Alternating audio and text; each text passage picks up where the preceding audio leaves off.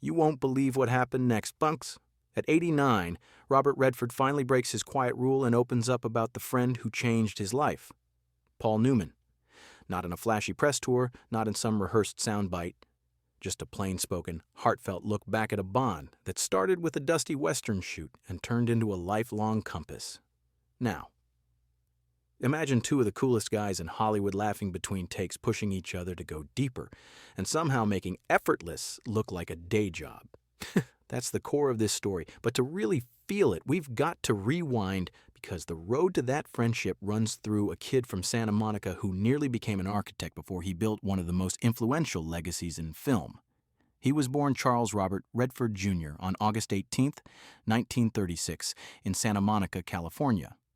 His mother, Martha Hart, was a freelance illustrator, gentle, imaginative, the kind of person who pointed out beauty in everyday things. His father, Charles Robert Redford Sr., worked as a chemist and lab technician, steady, exacting, a grounding force. Put those two currents together, and you get a boy who could dream big and also finish the hard work. Southern California in those days felt like a collage of ocean light, car fins, and studio backlots. It was impossible not to notice the shimmer of Hollywood, but the household vibe wasn't glitzy, it was humble, practical, and warm. At Van Nuys High School, he found the stage. School plays, improv games, the rush of stepping into a character, these weren't just extracurriculars, they were oxygen. Still, he didn't lock himself inside a single tunnel vision. He had range, sketching, tinkering, imagining buildings and spaces. That's how he ended up at the University of Colorado, leaning toward architecture at first. The forms and lines made sense, but something else kept calling. The pull toward art and performance got too strong to ignore. Eventually, he made the jump east to New York City and trained at the American Academy of Dramatic Arts, one of those places where craft is taken seriously. He learned discipline there, how to listen, how to strip a scene down to truth, how to make choices that matter even when they seem small.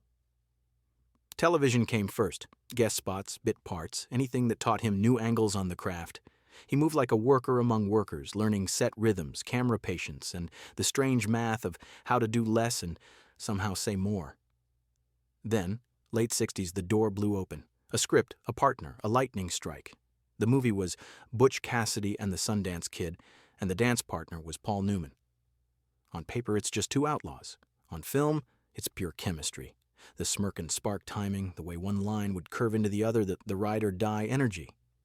People didn't just love the movie, they loved how it felt to watch those two together. The public saw charm. What they didn't see was how hard both men worked to make that ease look natural. After that, the hits arrived like a drumline. The Sting, 1973, hustled with cool elegance. All the President's Men, 1976, channeled journalism's dogged pursuit of truth and turned it into suspense without a single car chase.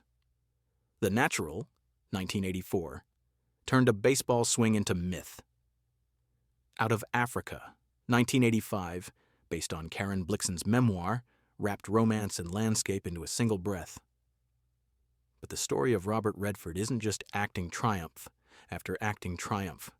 The bigger heartbeat is what he built for other people. In 1981, he founded the Sundance Institute, not as a vanity project, but as a workshop for voices that didn't always get a seat at the main table. The Institute grew into the Sundance Film Festival, and that changed the trajectory of indie film worldwide. Suddenly, a small movie from a first-time director could not only be seen, it could be championed. Careers launched, risks paid off. Storytellers who didn't fit the standard studio box finally had a home. That's not just philanthropy.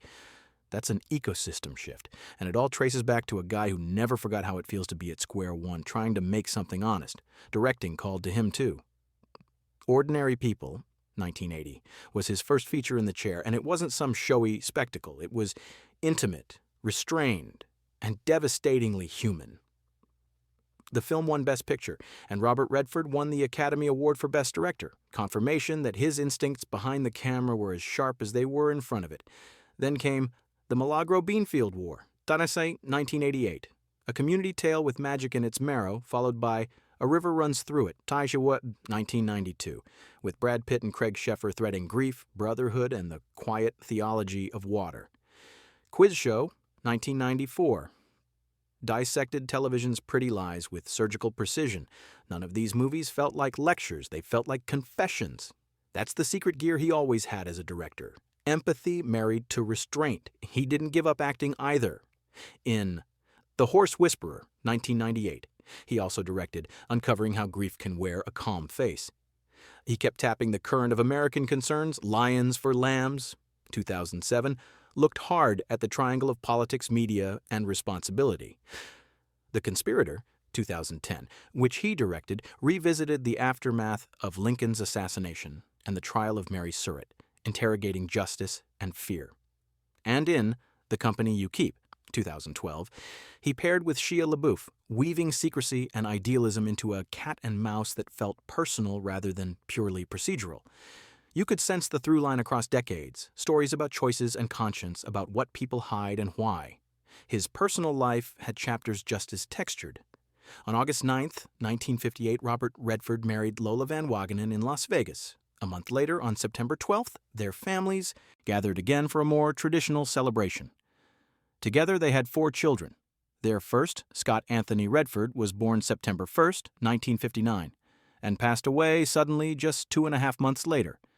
An unimaginable loss that shaped the quiet corners of their lives.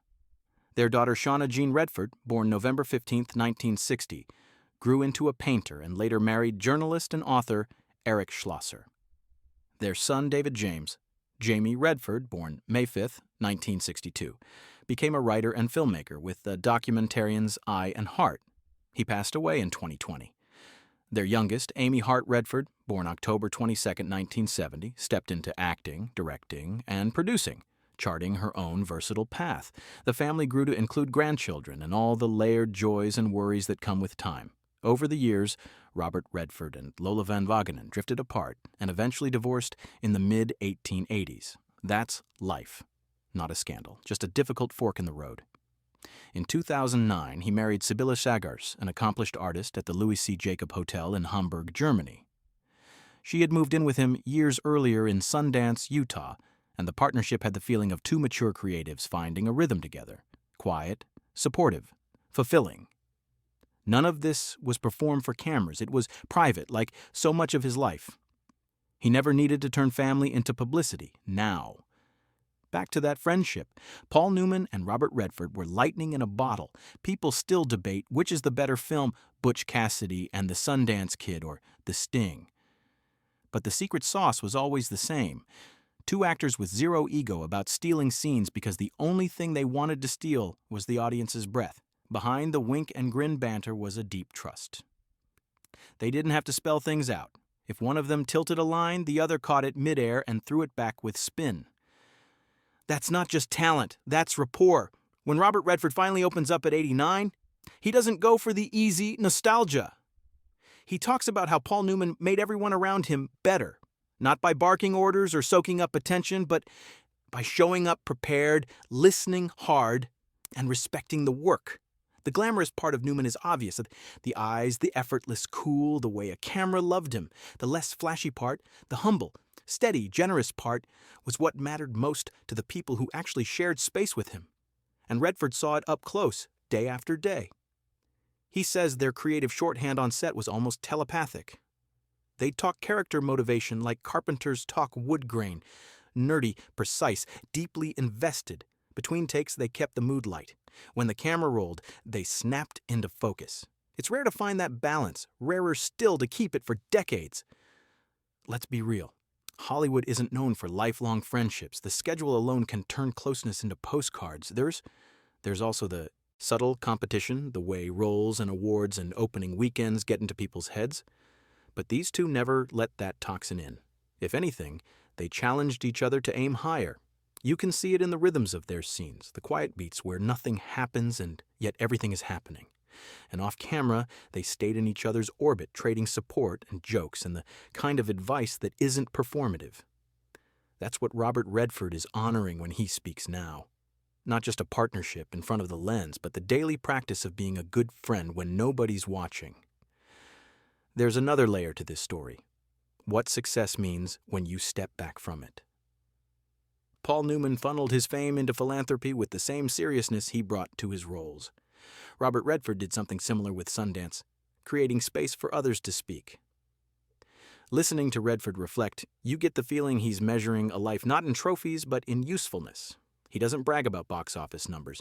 He points instead to kindness, integrity, and the influence you have on people who will never stand on a red carpet.